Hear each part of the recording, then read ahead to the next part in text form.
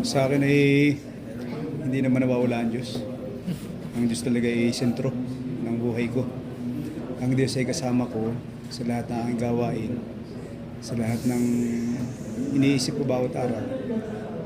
Kahit sa pagkakasala, ay kasama ko ang Diyos.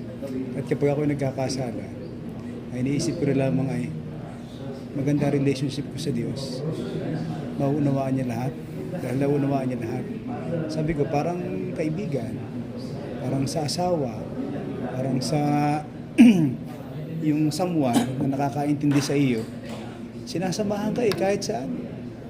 Kahit sa ano mo, sa ups and downs mo. Sasamahan ka kahit sa pumunta. Kahit nga sa kalukuhan ay sasamahan ka. Eh sabi ko, kung yung Diyos, dahil maganda ang relationship mo kay Lord, eh kahit siguro sa pagkakasala, kasama ko siya. Kaya para sa akin, eh, sa buhay ko bilang pare, eh, hindi ko naman nasa set aside yung Diyos. Sentro siya ng aking buhay. Sentro ng very being ko. Yun lang po. Maraming salamat.